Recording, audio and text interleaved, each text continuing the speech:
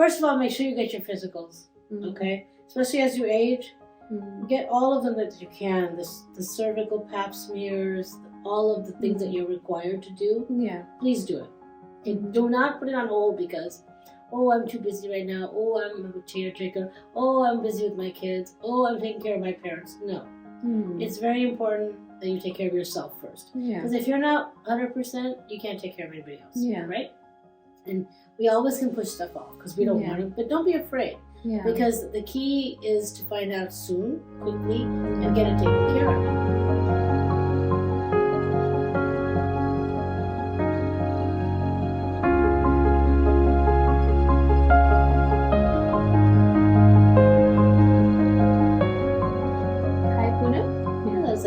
Welcome back again. Thank you.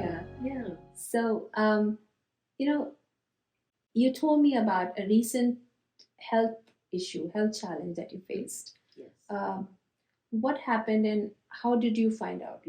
Like, what? So basically, it was after menopause. Okay. I started spotting. Okay. And I let my doctor know that I was spotting. And she says, "We'll come in." And then they did a small biopsy, and the biopsy came negative. Okay. So you say, "Okay, I'm done. I'm okay. It's just some weird thing about me, my body, right?" Yeah. But then the bleeding continues, and you're like, "Well, this isn't really normal, right? In a postmenopausal woman, even though the biopsy didn't show anything." And so the first thing people need to understand is your body.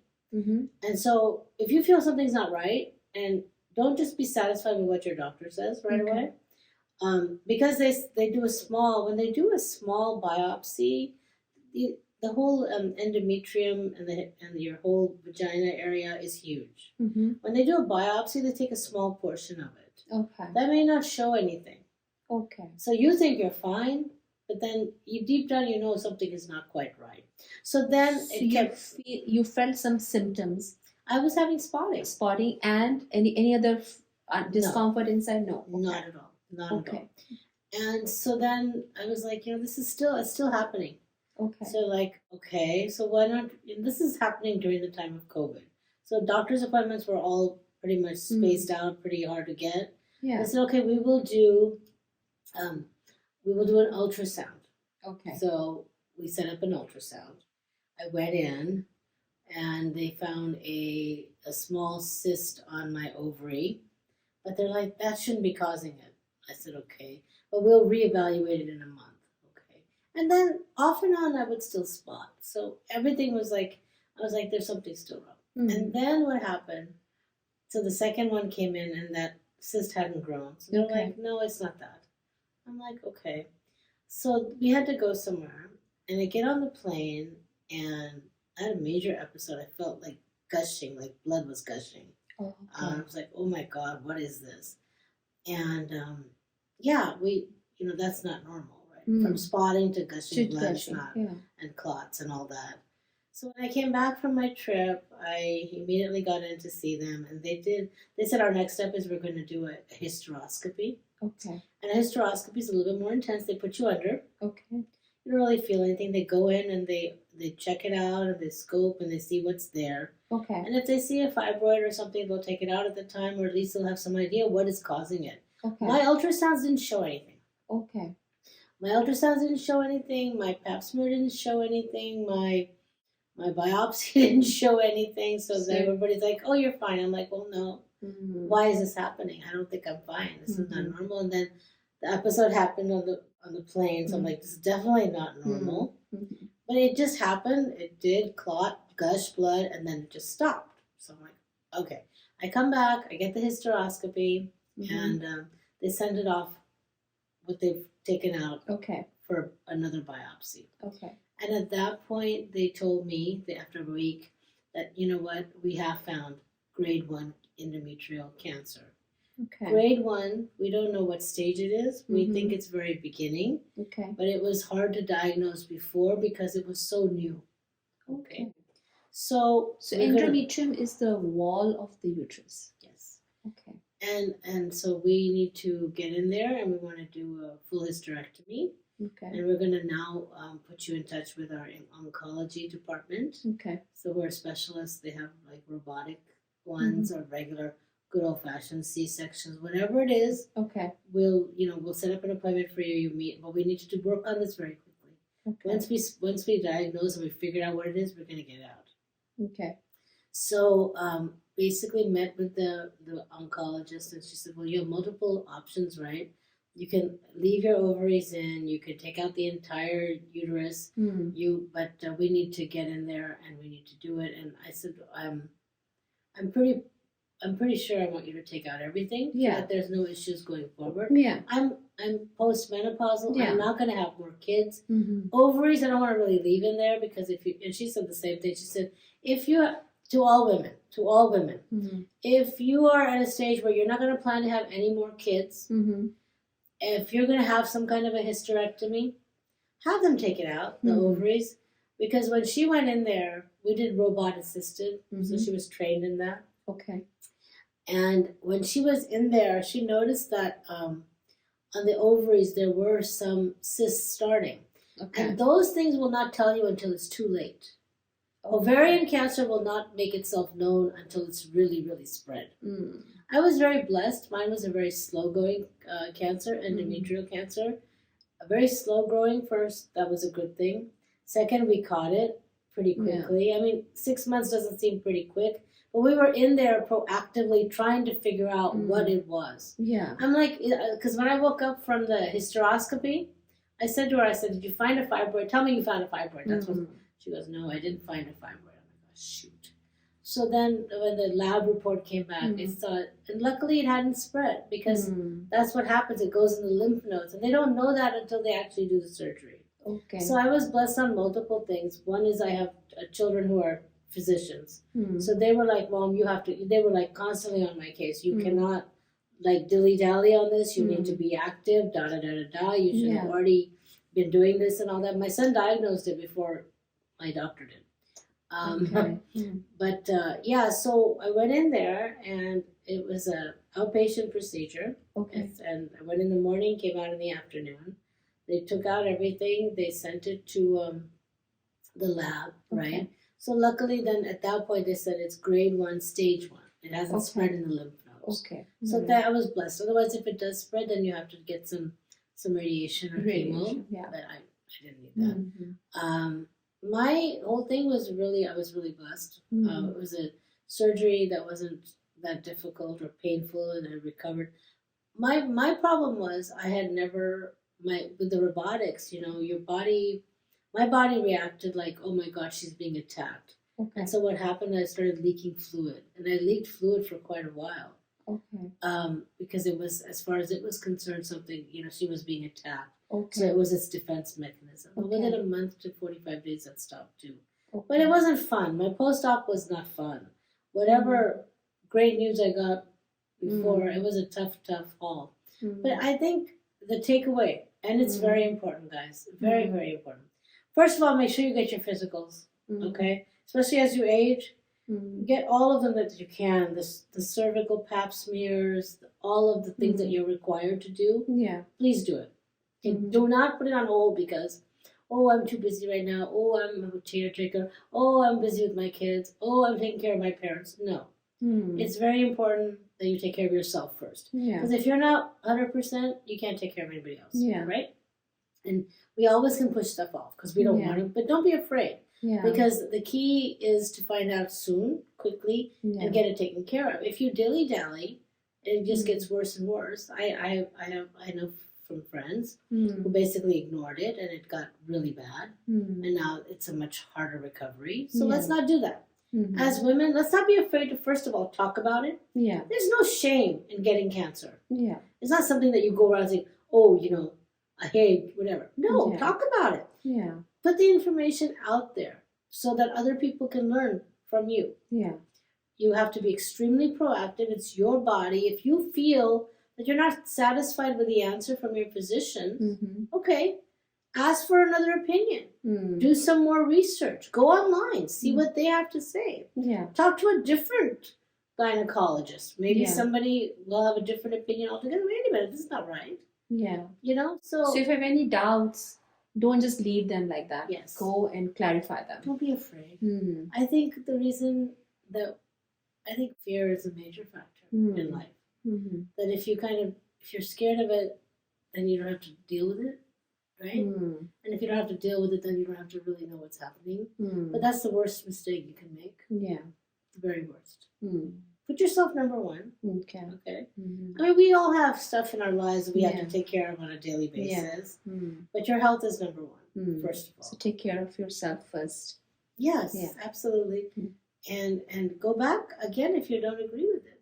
If you Mm. don't think something is right, then go back and fight them on it and say, listen, there must be some other test that you can do. Mm. Because I had a test where the endometrium is supposed to be 5 mm thick, Mm-hmm. and mine was 13. Oh. And I'm like, how is that normal? And they're like, we don't know. I'm like, what do you mean you don't know? How do you not know? So if it's thick, there's something wrong. Something is producing a hormone that's making it thick. Why is that happening? Yeah. And so it ended up being endometrial cancer. Mm. But I shouldn't have to ask that question. They should be able to say, listen, the endometrium is thick. Let's go ahead right now and order a hysteroscopy. Let's not wait anymore. Mm. And so this was when you found out, like when did you see it was 13 mm? Was it I would say it was like April, May. Okay. So I went in January. I said, listen, guys, I'm spotting. Something's not right. Okay. And they're like, okay, all right. So let's do a little biopsy and stuff like that. But then again, you need to be. How many women know that the biopsy is just taken on a small portion? Yeah, they think it's okay. It'll be. You don't know. These are things you don't know. Yeah. You never had to deal with, right? So you need to. So then, by the time, like I said, finally from January, I had my surgery in August. July was the hysteroscopy. June or July, something like that was the hysteroscopy. I think June was the episode on the plane. July was the hysteroscopy, and with the first week of August was the full hysterectomy, robot assisted. Okay. Okay. Which they say is the latest technology, less painful, less downtime. Okay. Yeah, everybody's body reacts different to it. Yeah. Sure. They do 5 small incisions. They go in. Okay. They break it up inside and take out everything from those incisions. It's really quite amazing. Okay. Yeah. So they don't really have to open it. They just do. It's different. It's different. Like it's even smaller than the C-section, right? Because you're basically just making 5 incisions. Then the probe goes in and breaks the parts of the fallopian tubes and everything, they pull it out in those 5 incisions. Okay.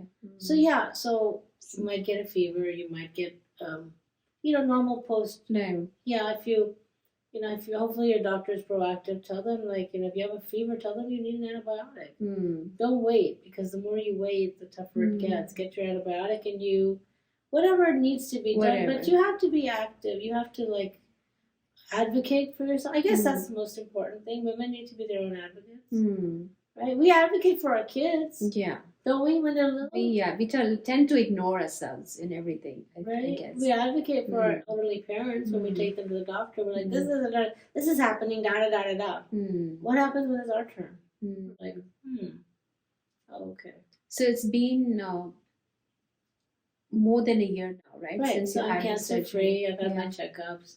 Everything's healed and everything's okay. Okay. Yeah, because I was already postmenopausal. I didn't have any hot flashes or anything. But you need to understand your body's not producing any estrogen, so your lining gets thinner.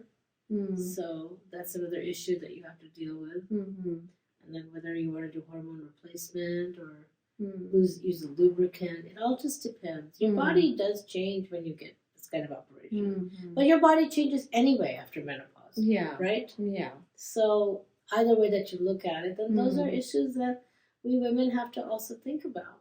Yeah. Right? What can we do? And you can talk to your doctor. They'll help you. They'll explain to you what you can do.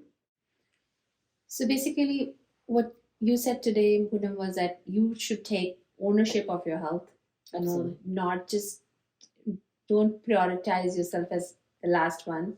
You are the first one. If you are okay, you're going to take care of the family. Yes. Right? Yes. So as women, we should not ignore ourselves. Right? Yes. So do the tests that we're supposed to do. Yes. At different stages of life, right? Yes.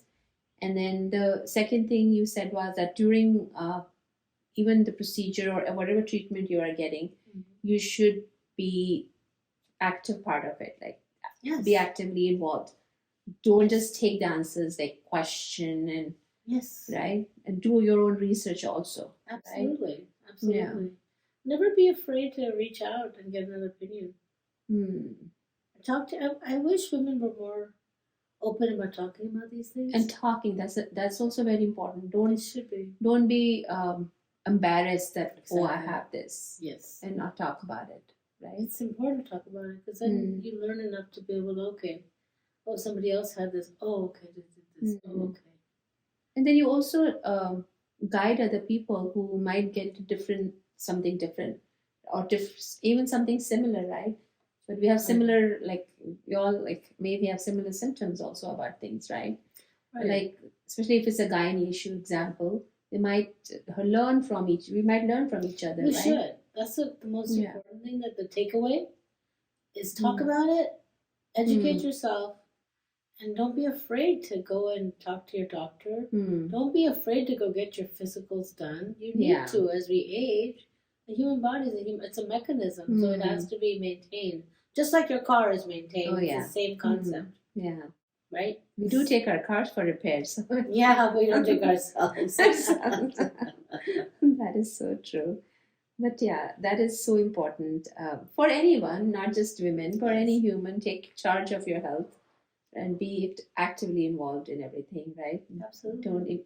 Don't be afraid. Don't be afraid to get examined. Don't be afraid to ask questions. Yes. And then don't be afraid to share your knowledge too, right? Like if you found something about something and if you are sharing, then it helps other people.